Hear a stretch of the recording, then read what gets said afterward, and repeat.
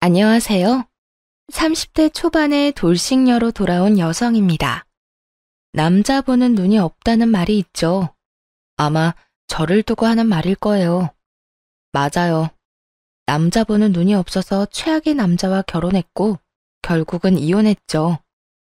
변명을 조금 해보자면 남편을 만났을 시기에 정신적으로 그리 좋은 상태가 아니었어요.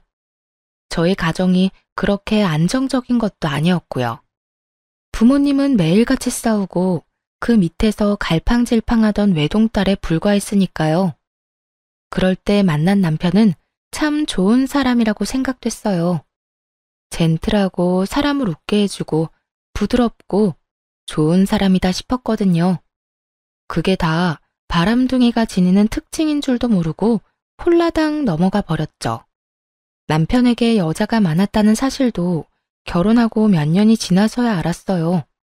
그 전에는 콩깍지가 씌어서였는지 누가 그런 말을 해줘도 우리 사이를 방해하는 말이라고만 생각하곤 했거든요. 보고 싶은 대로만 볼 만큼 정신적으로 궁지에 몰려 있었던 것 같아요. 게다가 처음 시부모님과 만난 날 시부모님이 이렇게 말씀하셨기도 하고요. 예, 우리는 다른 거 안 바란다. 떡두꺼비 같은 아들 하나만 낳아주면 돼. 그거면 아무 필요 없어. 알았지? 솔직히 남자친구의 부모님을 처음 보는 자리인데 손주 이야기를 들으니 정말 당황했어요. 그래도 처음에는 손이 귀한 집안이구나 정도로만 생각했죠. 그래서 네, 열심히 해볼게요 라고 답했네요. 제가 열심히 한다고 애가 생기는 것도 아니고 생겼다고 그게 무조건 아들일 리도 없지만 뭐라고 하겠어요? 그냥 노력한다고 할 수밖에 없었죠. 그런데 결혼 기간이 1년, 2년 넘어가도 애는 생기지 않았고 점점 답답하기도 답답하고 점점 조급해졌네요. 여보, 안 되겠어. 우리 병원 한번 가보자. 혹시 모르잖아. 나한테 문제라도 있으면 어떡해. 그럴 일 없어. 우리들 아직 젊잖아. 조금 더 시도해보다가 안 되면 그때 가봐도 안 늦어. 싫어. 나 솔직히 어머님 만날 때마다 매번 손주 이야기하는 거 너무 압박감 들고 스트레스야. 일단 가서 확인이나 해보자. 응?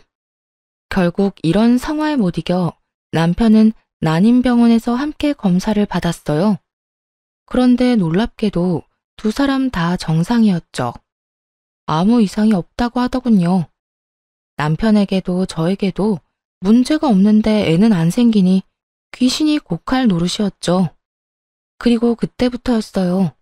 시모가 저희 사생활에 간섭하기 시작한 것이 말이에요. 예, 너희 오늘 할 거지? 오늘 날이 좋단다. 오늘 해야 아들이 생긴대.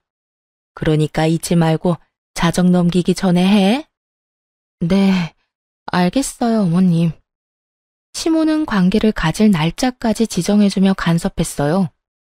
그게 너무 수치스러웠고 짜증도 났죠. 왜 시모에게 이런 이야기까지 들어야 하는지 정말 모르겠더라고요. 게다가 남편도 문제였죠. 오빠, 오늘 언제 들어올 거야?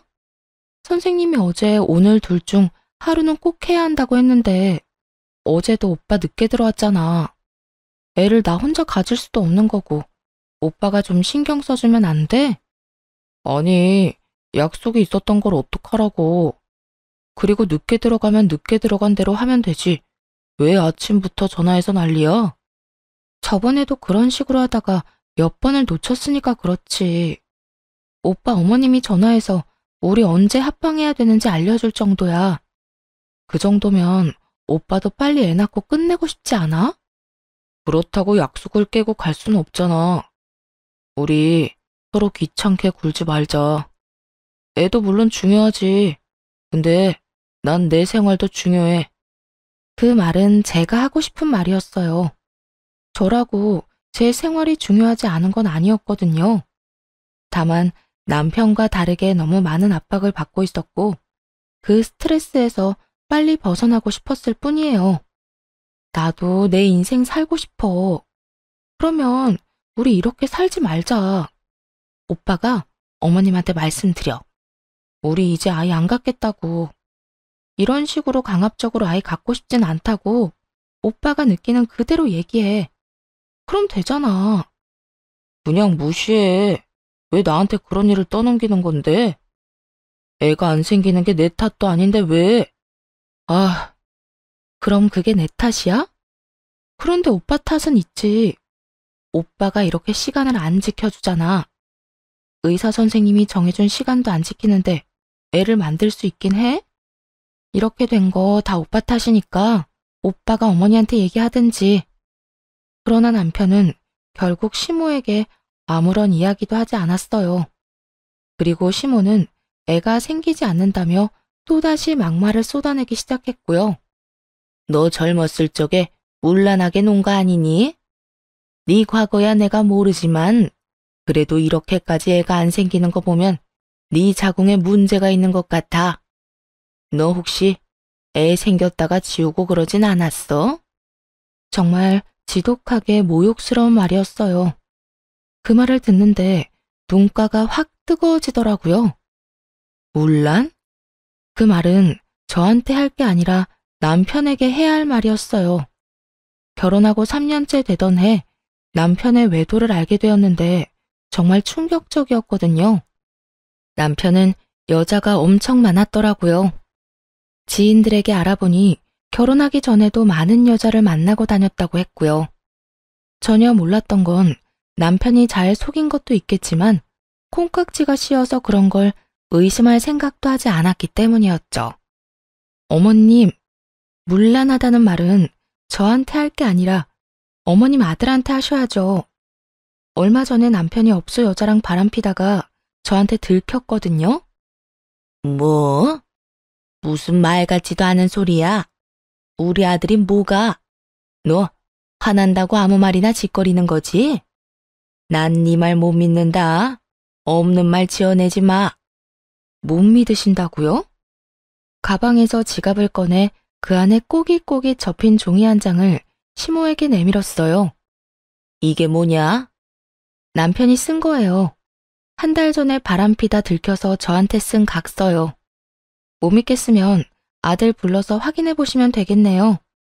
시모는 당황한 표정으로 부랴부랴 안에 적힌 내용을 확인하더라고요. 남편이 업소 여자와 바람을 피웠다는 사실, 그 과정에서 상처를 준 사실, 만약 외도를 다시 저지른다면 저에게 1,000만 원을 주기로 한다는 약속까지 적혀 있었고 남편과 저의 지장이 찍혀 있었죠. 그걸 보고서야 시모는 얼굴을 구기기 시작했어요. 그런데 저보고 문란하다고요? 그래요. 아드님이 참 문란하네요. 그런데 그런 남편도 참아주고 사는데 어머님이 저한테 문란하다는 말을 하시는 건 너무하잖아요? 진짜 문란한 사람이 누군데? 애가 생기지 않는다는 이유만으로 죄도 없는 며느리에게 폭언을 퍼붓는 시모에게 해주고 싶은 말이 참 많았죠. 그리고 저희 애 안 생기는 이유 중 절반은 그이 때문이거든요.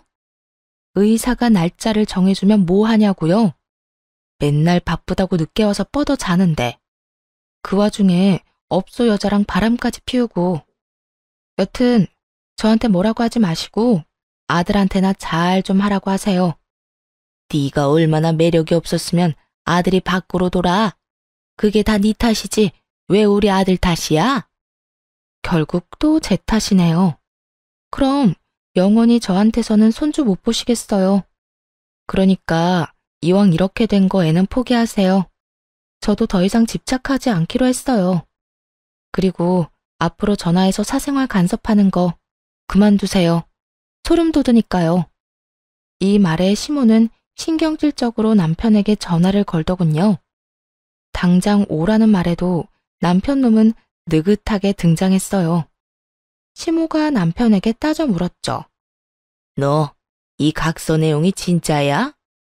남편 놈이 각서를 보더니 난감한 표정을 짓고는 머리를 긁적이며 말하더군요. 그거 와이프도 알아. 일회성 만남이었어. 완전 그냥 잠깐 스치는 인연이었다고. 그런 여자를 진심으로 만날 리가 없잖아.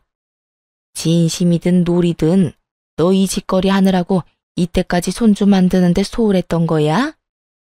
내가 손주 보고 싶다고 얼마나 말했니? 그런데 그거 하나 못하고 이딴 짓까지 저질러?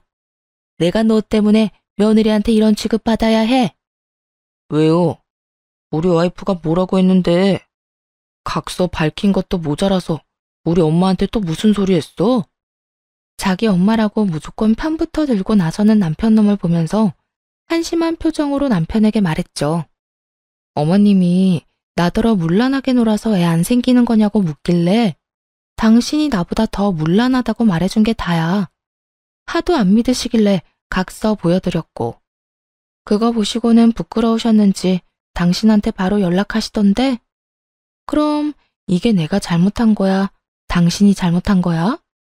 이 말에 남편놈도 입을 꾹 다물고 저와 시모 눈치를 보더군요. 모르면서 남 탓하지 마. 그리고 당신이 말하기 싫어하는 것 같아서 내가 어머님한테 말씀드렸어. 우리 애 가지는 걸로 집착 안 하기로.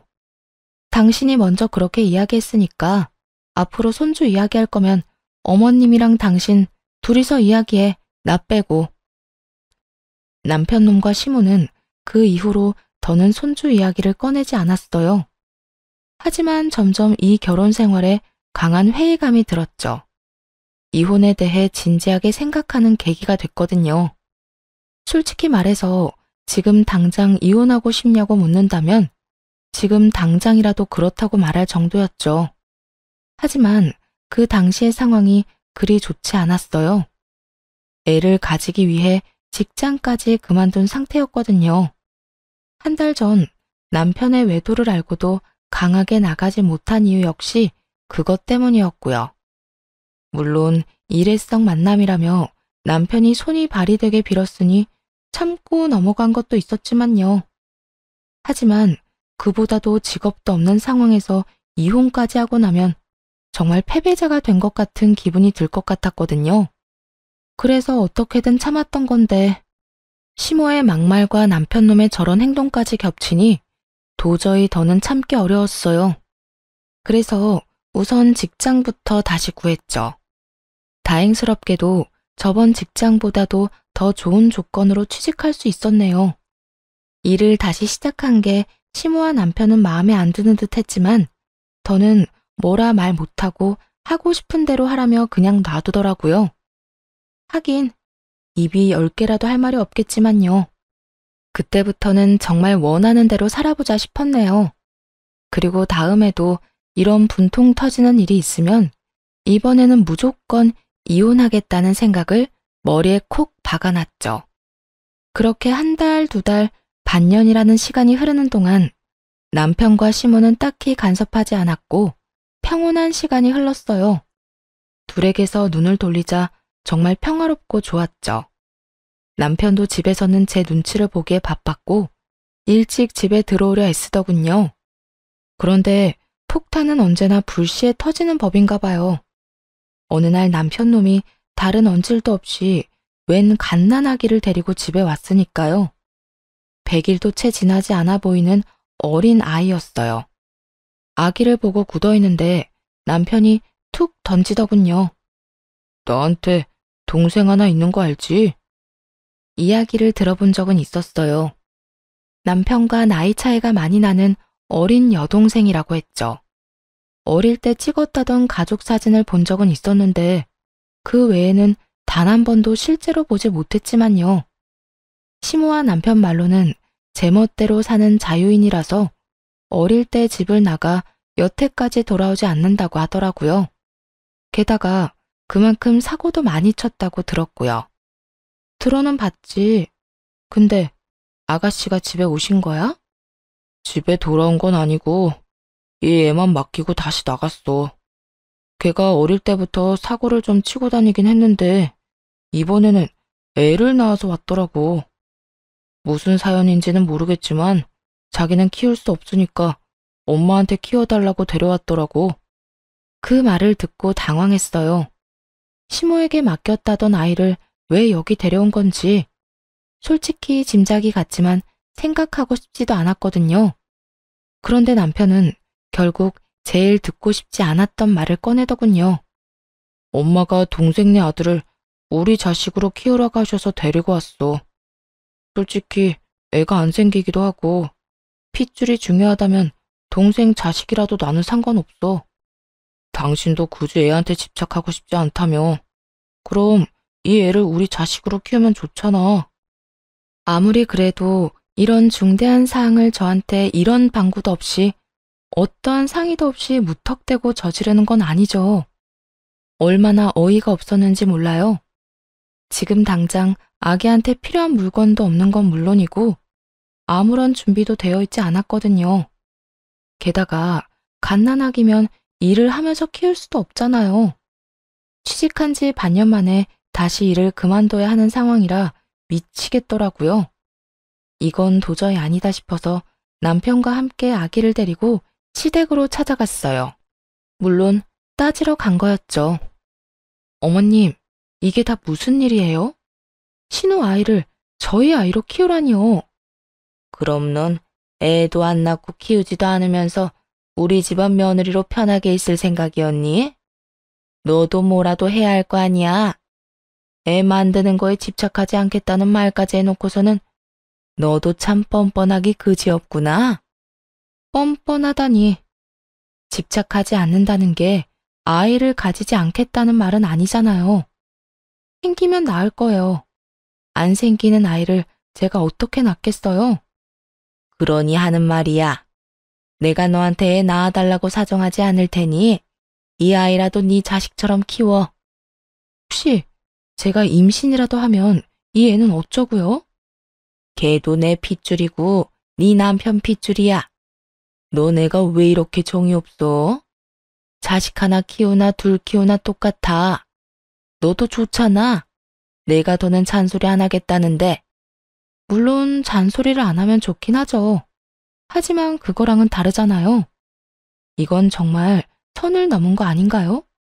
자기들끼리만 상의하고는 통보한 건데요. 아니, 이렇게 중요한 결정을 무슨 쇼핑하는 것 마냥 어떻게 그렇게 처리해요? 한숨도 나오고 완전 짜증나긴 했지만 애를 보니 또 불쌍하기도 하고. 하긴 애가 무슨 죄가 있겠어요.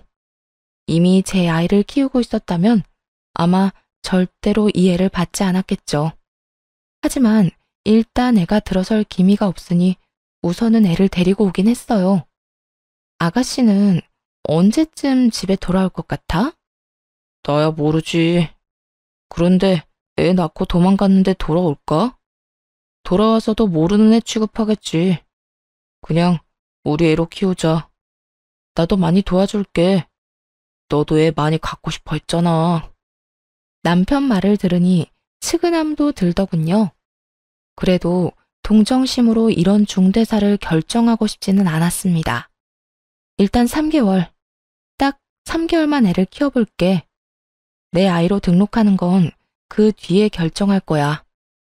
나도 이 이상은 양보 못해. 남편 놈은 지금 당장이라도 이 아이를 우리 아이로 서류상에 올리고 싶은 모양이었지만 그것만은 안 된다며 남편을 막아섰어요.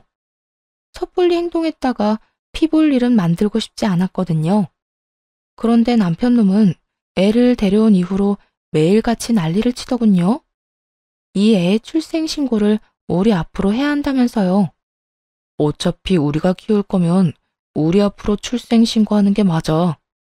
당신이 양보해주면 안 될까? 동생도 그러면 더 마음이 편할 테고. 그건 아니지. 내가 키울 생각이 아직 확실하지 않은데 내가 엄마라도 되면 나중에 아가씨가 애 원할 때는 어떻게 할 건데? 가족이라고 이런 문제 섣불리 처리하면 나중에 피 보는 건 우리야. 그러니까 신중하게 생각하고 싶어. 그런데 애 출생 신고도 여태 안 한 거야? 그럼 어떡하냐? 동생이 출생 신고를 안 하고 싶어 하는데 자기 밑으로는 절대 못 넣겠다고 해서 우리한테 부탁한 거잖아.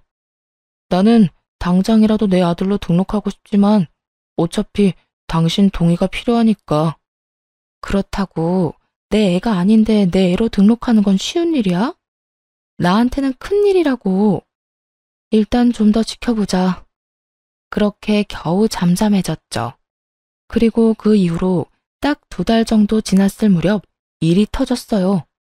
그때는 아이에게 정이 들기 시작한 시기이기도 했죠. 어버이날이라 시댁에 들렀는데 시부는 없더라고요. 시모 혼자 있었는데 시모는 급히 가야 할 곳이 있다고 하더군요. 그래서 저와 아이는 시댁에 남아 있었고 남편과 시모는 남편 차를 타고 밖으로 나갔어요. 저는 시댁 집에서 아이를 보고 있었죠. 그런데 갑자기 벨이 울리더군요. 가족이라면 비밀번호를 누르고 올라왔을 텐데 벨을 누르는 게 이상해서 인터폰을 확인해 보니 모르는 남녀 2사람이 있더군요. 누구세요? 여기 김영자 씨 집 아닌가요? 저는 딸인데 오랜만에 집에 오는 거라. 김영자는 시모의 이름이었어요. 곧 들리는 딸이라는 말에 놀랐죠. 한 번도 직접적으로 본 적은 없었으니까요. 그런데 얼굴이 묘하게 익숙했어요. 시모가 예전에 가족 사진이라며 보여주었던 사진 속 신우와 닮았더라고요. 물론 사진보다는 더 어른스러운 모습이었지만요. 깜짝 놀라 문을 열어주며 말했어요. 어머, 죄송해요. 어서 들어오세요. 들어온 신우는 제가 누구인지 궁금한 눈빛을 보내더군요. 아, 저희 초면이죠? 몇 년 전에 오빠랑 결혼한 사람이에요. 그때 결혼식에 오지 못하셔서 얼굴은 못 봤을 거예요. 오빠랑 어머님은 잠깐 밖에 나가셨으니까 일단 안에서 기다리세요. 세상에, 이 오빠는 결혼하는데 나한테 연락도 안 했어? 죄송해요. 결혼식에 참석은 했어야 했는데 바빠서 참석을 못했어요. 아니요, 괜찮아요. 이렇게 보게 됐으니 된 거죠. 아마 1시간 이내로 가족들 올 테니 편하게 앉아서 기다리세요. 그렇게 거실에 앉은 신우는 제가 안고 있는 아이를 보며 눈을 빛내더라고요. 그런데 아기가 너무 예쁘네요. 몇 개월이에요? 오빠 아들치고는 많이 얌전하네. 오빠 별로 안 닮았네요. 순간 뭐지? 싶었지만 혹시나 해서 신우 옆에 있는 사람을 보며 슬쩍 물었어요. 그런데 옆에 계시는 이분은 누구세요? 아, 이번에 결혼하게 될 사람인데 부모님한테 인사시키려고 같이 내려왔어요. 어버이날이라 그간 못 뵀던 것도 있고. 신우의 말에 이 남자는 애 아빠가 아니구나 생각했어요. 그러니 자기 애라고 하지 못하고 이런 식으로 말하는 거겠죠.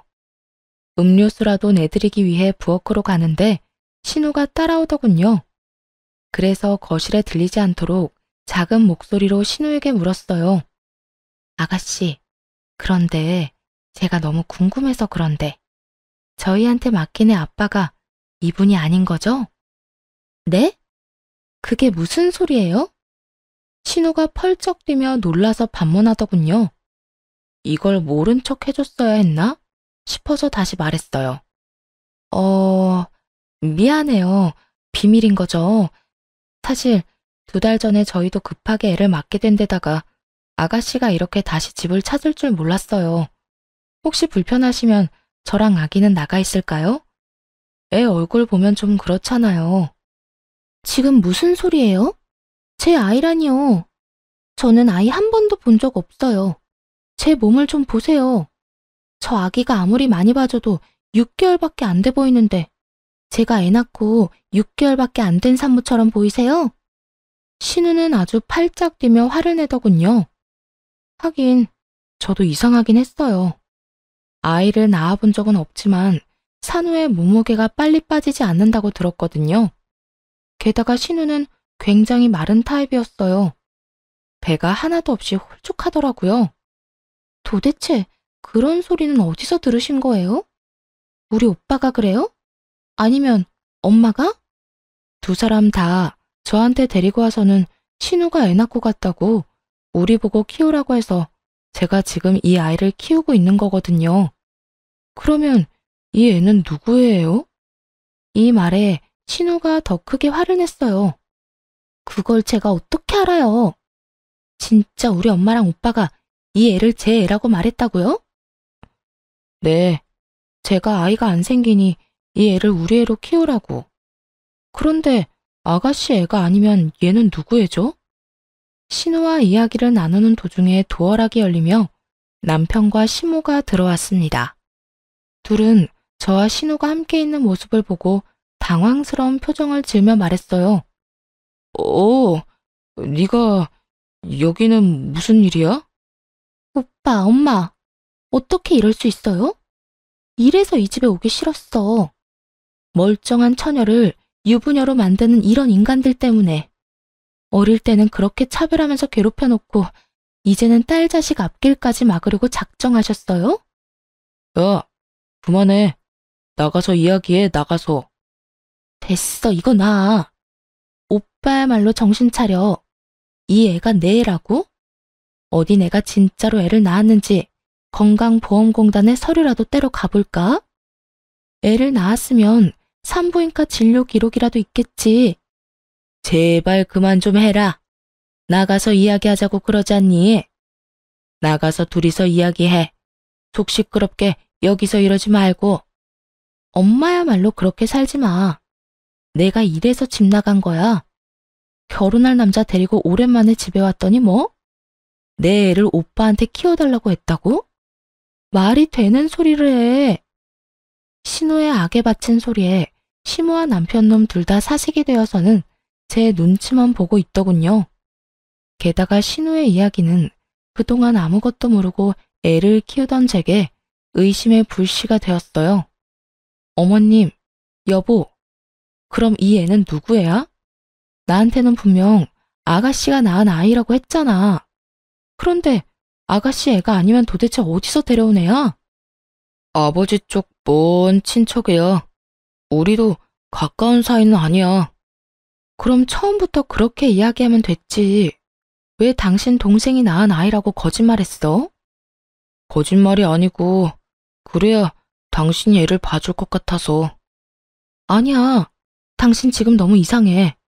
거짓말할 필요가 없는 걸 거짓말하고 있잖아. 남편이 쩔쩔매며 아무 대답도 못하는 걸 보며 이혼이 답이라는 생각이 들었어요. 이미 신뢰가 깨진 남자에게 무슨 믿음이 더 들겠어요? 사실 아이가 남편과 닮지 않아서 이틀 전에 친자 검사를 신청해놨거든요. 남편이 바람 피워서 데리고 온 아이일 거라고 생각해서요. 그래서 신우가 이 애가 자기 애가 아니라고 할 때 이미 마음속으로 이혼을 결심했어요. 나한테 거짓말까지 하고 애를 맡기려는 이유가 뭐야? 이번에 애 맡길 때도 나한테는 이런 방구 없이 어머님이랑 당신 둘이서 상의하고 나한테는 통보한 거잖아. 그러니까 나도 통보 하나 할게. 우리 이혼하자. 당신네들 하는 정신 나간 행동들 더는 봐주기 힘들어. 여보, 무슨 이혼이란 말을 그렇게 쉽게 해. 애는 어떡하고. 당신이 있어서 애를 데려온 건데. 어떡하긴. 당신이랑 어머님이 키우면 되지. 데려온 사람들이 책임지는 게 맞는 거 아니야? 이혼하자는 말에 애는 어떻게 하냐는 말부터 하는 남편을 보며 더 화가 치밀어 올랐어요. 저한테는 일말의 미안함도 없이 저딴 생각만 하고 있는 걸 보니 열불이 났죠. 그런데 그때 시모가 불난 집에 기름을 확확 때려 넣더라고요. 그래, 헤어져라. 차라리 이혼해. 애도 못 낳는 년 여태껏 가족으로 받아줬는데 이제는 필요 없지. 이 애가 있으면 우리도 너 같은 년 필요 없어. 허, 저야말로 그쪽 집안 인간들 필요 없거든요. 누구 애인지도 모를 애를 데려와서 저한테 키우라고 한 것도 충분히 수상하고요. 당신은 도대체 누구 애를 데려온 거야? 혹시 혼외자 아니야? 아니야. 사람 말을 왜 그렇게 못 믿어? 그리고 더는 그 이야기 하지 마. 나도 이야기 안 하고 싶거든. 아, 됐어. 다 됐으니까 헤어지자. 나도 이딴 이야기 듣고 싶지도 않아. 당신 바람 피운 이야기 들어서 뭐 하겠어? 그렇게 그 아이를 시댁에 남겨두고 집으로 돌아왔어요.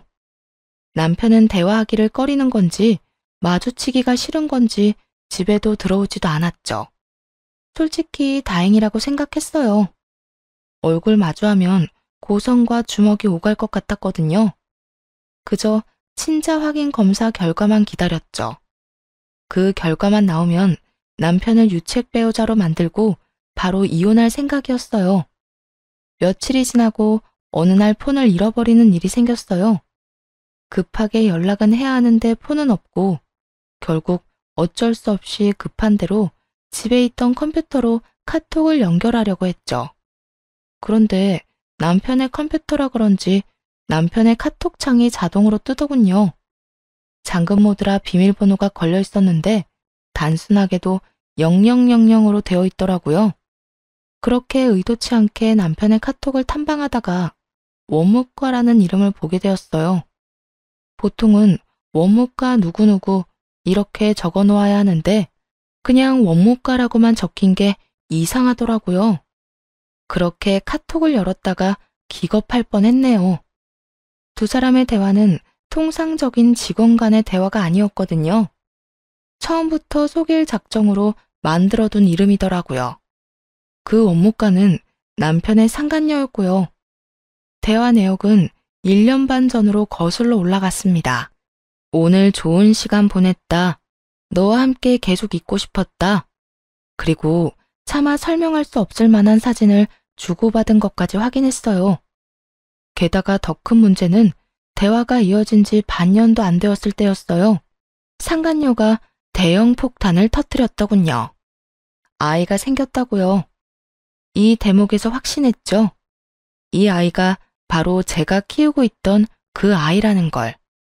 시기가 딱딱 맞아 떨어지고 있었거든요. 그리고 고민하는 상간녀에게 남편놈이 의외의 제안을 하는 걸 봤네요. 나 어떡하지? 애가 생겼어. 당신 아이야. 벌써 4개월이래. 진정해. 병원은 갔다 왔어? 응. 그런데 난 결혼도 안 했는데 애를 가졌잖아. 사람들이 이상하게 보면 어떡해? 애를 지워야 하나? 혹시 애기 성별은 뭐야? 아들이래. 그런데 나는 아들, 딸 상관없어. 그냥 너무 무섭고 만삭되면 숨기지도 못할 텐데. 그렇게 대화가 한번 끊어졌다가 다음날 다시 대화가 이어졌어요. 애 낳는 거 내가 도와줄 테니까 애랑 나 사이 친자 검사 확인되면 우리가 애 데려갈게. 엄마와 이야기는 다 됐거든. 대가로 5천만 원. 애 낳기 전에 2,500, 애 낳고 2,500. 네가 감당하기 힘들면 우리한테 넘기는 게 어때? 애를 두고 거래를 했더군요. 애가 7개월이 돼서 배를 가릴 수 없자 남편놈이 2,500만 원을 보냈더군요. 남편놈도 망할 인간이지만 이 여자도 정신 나간 건 똑같아 보였어요. 와, 똑같은 인간들끼리 만나서 개수작 떨고 정작 피해는 저 혼자 입은 꼴이죠. 그렇게 열받아가면서 글을 넘기는데 애가 태어난 시점이더군요. 친자 확인 검사 결과를 사진 찍어서 보내줬더라고요. 99.99%. 친자가 확실했어요. 그걸 확인한 후 또 돈을 그 여자에게 보냈더군요. 남편의 혼외자가 확실한 상황이었죠. 제가 한 친자 검사 따위는 확인할 필요도 없었네요. 진짜 화도 나는데 너무 허망하더군요. 이런 꼴을 보자고 결혼을 한 게 아니었는데 말이죠. 나름대로 최선을 다해 살아왔는데 어째서 이렇게 됐는지 알 수 없었어요. 한참을 울고 화내고 나서 바로 이혼 소송을 시작했습니다. 그리고 며칠 안 되어서 우편이 하나 날아왔어요. 친자검사 보냈던 곳에서 날아온 우편이었죠.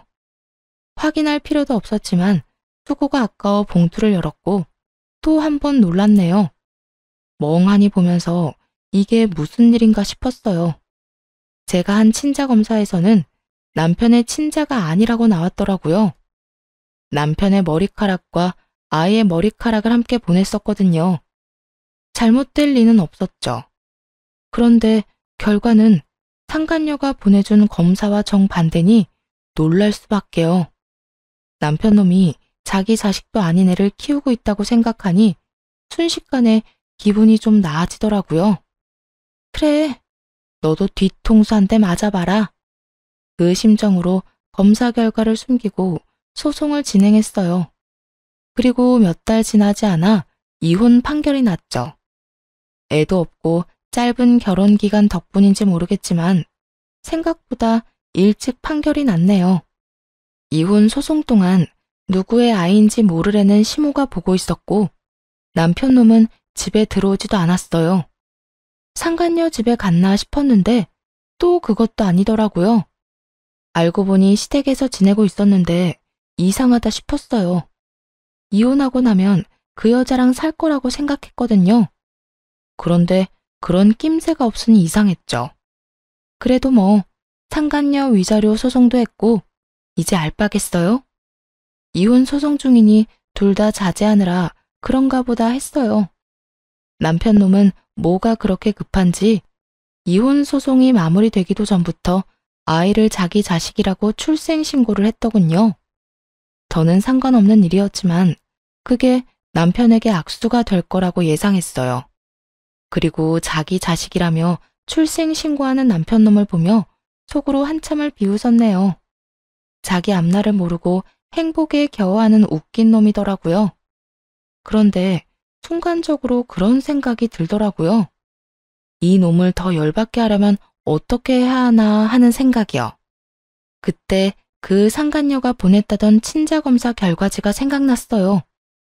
상간녀는 진짜 아이 아빠가 누구인지 알고 있었잖아요. 그래서 그쪽을 잡고 흔들기로 했어요. 남편 놈에게 상간녀의 위자료 비용을 받은 다음 날, 남편의 상간녀에게 연락을 했었거든요. 이제 용건 다 끝난 거 아닌가요? 전화를 받자마자 상간녀는 뾰족하게 말하더라고요. 사실 저 그 애가 남편 애가 아닌 거 알아요. 저도 친자검사 했거든요. 폰 너머로 숨막히는 침묵만 전해져 왔어요. 긴장한 모양이더라고요. 절로 피식 웃음이 나더군요. 아직 이혼 판결은 안 났는데 판결 나고 다음날 그 사람한테 선물로 검사 결과지 줄 생각이에요. 그러니까 잘 생각하고 행동하세요. 이렇게 말하면 상간녀가 애를 데리고 도망갈 거라고 생각했어요. 돈도 받아먹었고 위자료까지 대신 내줬는데 알고 보니 남편 자식이 아니라면 맞아 죽기밖에 더 하겠어요. 그 전에 애 데리고 도망가는 게 낫지. 그런데 그 상간녀는 생각보다도 더 나쁜 년이었더라고요. 이혼 판결이 나고 전 남편 놈은 저희 신혼집을 제2의 신혼집으로 만들기 위해 와 있었어요. 저는 짐을 싸서 이제 막 나가려는 참이었고요. 그런데 전 남편 놈만 보이고 상간녀가 보이지 않자 싱긋 웃으며 물었죠. 이 집에 새로 들어올 분은 같이 안 왔나 봐? 당신이 신경 쓸 일은 아니지. 어차피 남남이고 넌 나갈 사람인데 궁금할 게 뭐가 있어? 그건 그렇지. 근데 아쉽다. 둘이 같이 있을 때 보면 좋았을 텐데.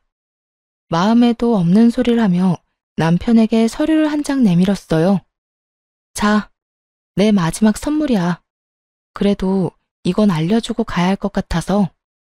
내민 서류 봉투를 슬쩍 보더니 전 남편이 그걸 받아갔어요. 이혼하는 마당에 선물은 무슨. 그러지 않아도 전 남편 놈 기분은 그리 좋지 않은 상태였죠. 왜냐면 유책 배우자가 되면서 위자료를 개원해야 했거든요. 상간녀에게도 상간녀 위자료 소송을 했는데 그것도 전 남편이 내줬더라고요. 돈이 2배로 들었으니 기분이 더러울 법했죠. 기분 더러워 보이네? 근데 어쩌지? 그거 보고 나면 기분이 더 더러울 텐데. 기분이 안 좋은데 왜 선물이야? 이거 뭔데? 기분은 더럽지만 지금 모르면 나중에 더 기분 더러울 만한 거지. 지금 알고 있는 게 좋지 않을까 해서 주는 거야. 그냥 숨겨도 되는데 넌 알아야 할 것 같아서 내 마지막 배려지. 전 남편 놈이 서류를 꺼내 읽는데 눈이 완전 동그래지더군요. 이게 뭔데? 친자검사? 누구랑 누구를 검사한 거야? 부모 자식이 아니라고 나온 건데 설마. 전 남편 놈 얼굴이 슬슬 경악으로 바뀌더군요.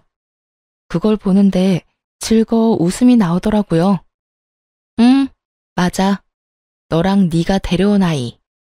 솔직히 애 데려왔을 때부터 네 애일지도 모른다는 생각이 들어서 몰래 두 사람 머리카락 보내서 검사했거든.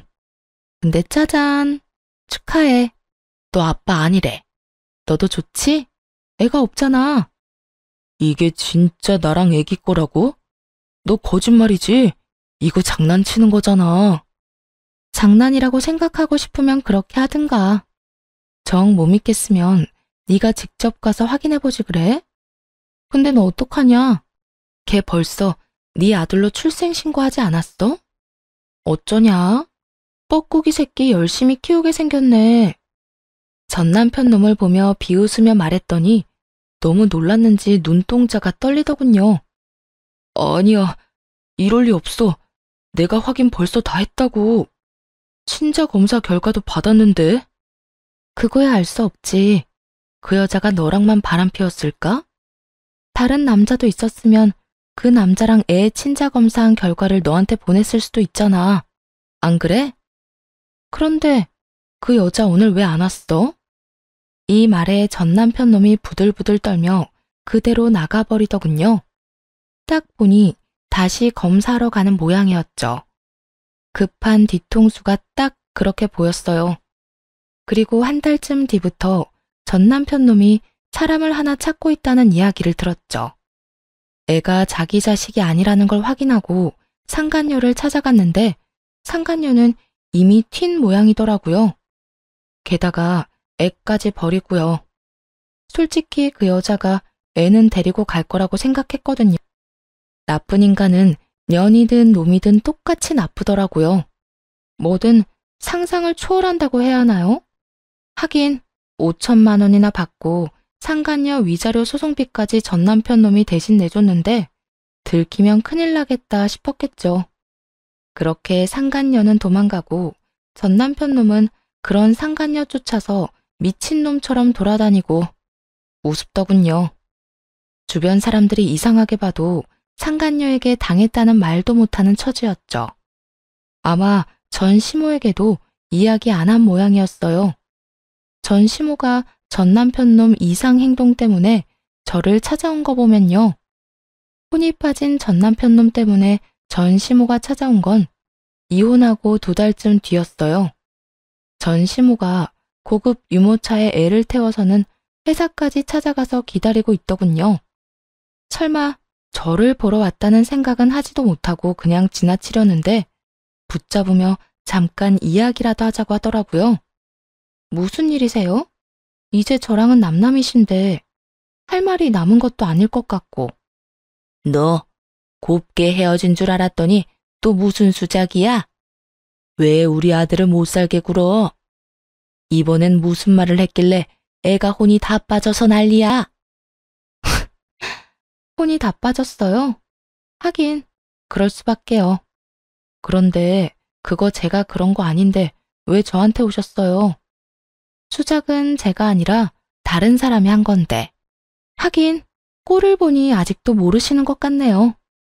내가 뭘 몰라? 우리 아들한테 무슨 짓 했는지 당장 말해. 너 아니면 우리 집에 이렇게 난리가 날 일이 없어. 시모가 애지중지 보살피는 애를 보고 웃으며 말했죠. 아드님이 말 안 한 걸 제가 하긴 좀 그런데 그래도 듣고 싶다니 말씀드릴게요. 어머님이 애지중지 고이 모시고 다니는 그 아이요. 남편의 아니에요. 당신 손주는 더더욱 아니고요. 그게 무슨 소리야? 내가 친자 검사 결과까지 다 봤는데. 그 여자가 보내준 결과죠. 직접 가서 한 건 아니잖아요. 친아빠랑 애 검사해서 결과 나온 거 보내면 이쪽에서는 모르잖아요. 검사 결과가 다를 리가 없어. 그 여자가 우리 아들 애라고. 너 설마 우리 아들하고 다시 합치고 싶어서 그딴 거짓말로 애 들쑤셨어? 제가 왜요? 끔찍하니까 그런 소리 하지도 마세요. 거짓말로 들쑤시다뇨? 진짜 거짓말한 사람이 누군지도 모르고 어머님도 불쌍하시네요. 잘나신 아드님도 그 애가 자기 아들이 아니라는 거 아니까 그렇게 돌아다니면서 그 여자 찾는 거잖아요. 그 여자 잡으려고. 그래야 애를 다시 돌려주든 뭘 하든 할 거니까. 이 말에 시모는 충격받은 표정이었어요. 하긴 제 손주라고 철석같이 믿었으니 며느리에게도 지 아들 상간녀 애를 키우라고 했겠죠. 그토록 그 애가 소중했으니 저하고 남편을 이혼하도록 만들었던 거겠고요. 일그러지는 표정을 보면서 전 시모 가슴에 못 박는 말 하나 더 해줬네요. 그나저나 아주머니 아들도 이참에 병원 다시 가봐야겠어요. 이혼할 때 보니까 이 여자 저 여자 온갖 여자 다 건들고 다녔던데 누구 하나 그 사람 애를 가진 사람이 없잖아요. 여태 애가 안 생긴 게 제 탓이 아니라 당신 아들 탓이었나 봐요. 그럴 리 없다. 그럴 리 없어. 얘가 내 손주가 아니라니. 그럼 난 여태껏 왜? 시모가 급하게 전화기를 꺼내 아들에게 전화를 걸더군요. 무슨 일이에요? 저 지금 좀 바쁘니까 나중에 전화해요. 바쁜 이유는 말하지 않아도 뻔해 보였죠. 왜요? 바쁘시대요? 돈 들고 도망간 여자 찾느라 바쁜가 보네요. 그냥 이따가 전화한다고 하세요. 시모가 이 말에 한껏 째려보더니 전 남편에게 그러더라고요. 너, 얘가 내 손주가 아니라는 말 진짜니? 진짜야? 너 다시 검사해본 거 맞아? 이 애가 정말 네 새끼가 아니야? 저도 그것 때문에 지금 열받았거든요. 더 이상 그 이야기 꺼내지도 마세요. 그럼 이 애는 어쩌니? 네 자식이 아닌데 내가 데리고 있을 필요가 없잖아. 저도 모르겠으니까 일단 나중에 이야기하자고요. 여자를 잡아야 애를 돌려주든 말든 할 거 아니에요. 엄마까지 이런 식으로 시끄럽게 굴까봐 말 안 한 거 모르겠어요? 이놈아! 여보세요? 전 남편 놈은 전 시모의 전화를 그렇게 매몰차게 끊어버렸어요. 하긴 급한 일은 따로 있는데 시모에게 신경 쓸 정신이 어디 있겠어요? 시모는 끊어진 전화를 붙들고 망연자실하게 앉아있더군요. 정말 그 짧은 통화에 완전히 폭삭 늙어버렸더라고요. 저도 큰일 날 뻔했어요. 그때 갓난쟁이 데리고 와서 출생신고 우리 앞으로 하자고 했을 때 아무것도 모르고 했으면 진짜 완전 코 꿰일 뻔했잖아요. 근데 그 사람은 이혼 소송 중에 벌써 자기 자식으로 올린 것 같은데? 뭐 알아서 잘하겠죠. 한두 살 먹은 애도 아니고. 괘씸하고 용서 안 되는 인간들의 끝을 보니 속이 다 시원하더군요.